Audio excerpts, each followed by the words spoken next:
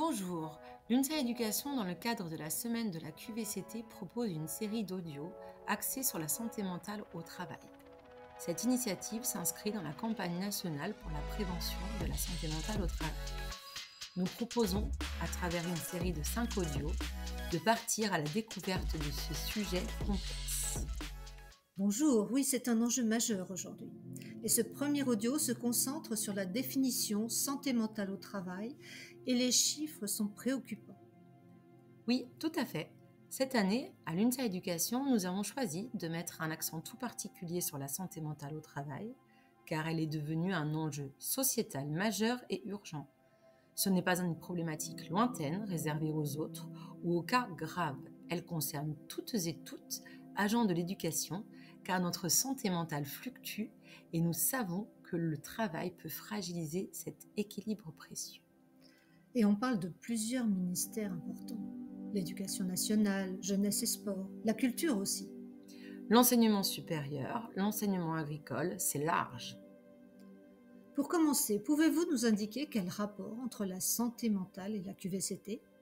Oui, la santé mentale s'inscrit dans un cadre plus large dans le monde du travail, la QVCT.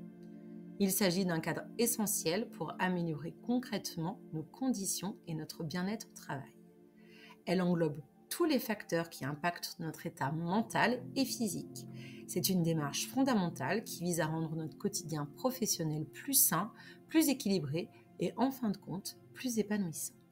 D'accord. Et la santé mentale, on peut la définir comment?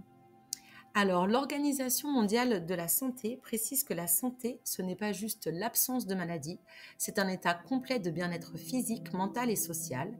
C'est beaucoup plus positif, plus global comme approche. Oui, et l'OMS ajoute même une dimension dynamique.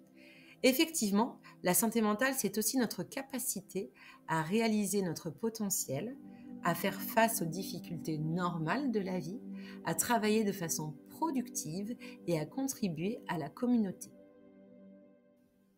Arrivez-vous à le mesurer chez les personnels des ministères que nous avons cités? Oui, grâce au baromètre annuel de l'UNSA Éducation. En 2024, il donne des chiffres très précis là-dessus et ils sont assez frappants. Par exemple, plus de la moitié des répondants, 50,7%, disent subir une charge de travail excessive ou des délais trop courts. Une personne sur deux, c'est énorme.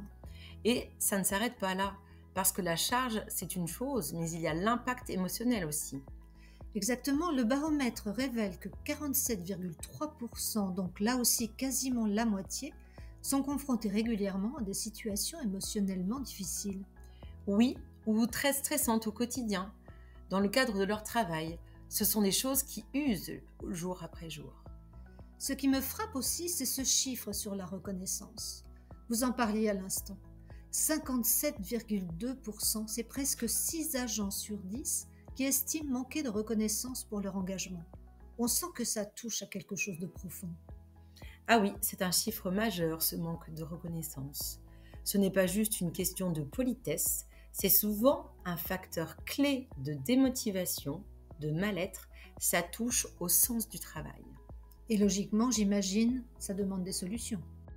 Bah oui, face à ça, une grosse majorité, 60,3%, demandent des moyens en plus pour améliorer concrètement leurs conditions de travail. Ils veulent qu'on agisse sur l'environnement lui-même. Et il y a ce chiffre qui sonne un peu comme une alerte rouge, je trouve. 28,1%. Ah oui, celui-là est particulièrement inquiétant. Près d'un agent sur 3 qui dit ne pas se voir continuer son métier à cause de la dureté mentale. Ces chiffres révèlent une réalité inquiétante, les agents ne vont pas bien. Clairement. Et toutes ces données, ça illustre bien ce qu'on appelle les risques psychosociaux, les fameux RPS. Oui, le travail dans notre société rend de plus en plus malade. D'une manière générale, les enquêtes rapportent surtout des troubles anxieux et dépressifs. Or, ces souffrances au travail peuvent favoriser les conduites suicidaires et le suicide représente en France encore près de 10 000 décès et 200 000 tentatives de suicide par an, soit près de 28 décès quotidiens. Et oui, ces risques pour la santé mentale, mais aussi physique et sociale, qui sont directement liés aux conditions de travail et à l'organisation. Pourtant, parler de santé mentale au travail, ça reste compliqué, c'est tabou. On a tendance à réduire ça à des cas extrêmes, non? Oui, tout à fait. C'est un des écueils. La perception commune, c'est souvent les troubles psychologiques, la dépression, le burn-out. Alors que c'est bien plus large. Exactement. C'est une vision très réductrice. On voit bien que la santé mentale est complètement liée à l'environnement professionnel, c'est-à-dire les conditions de travail, la charge, l'autonomie, la clarté des missions, la qualité des relations, le soutien des collègues, la reconnaissance. Tout ça, ça influence directement notre bien-être psychologique.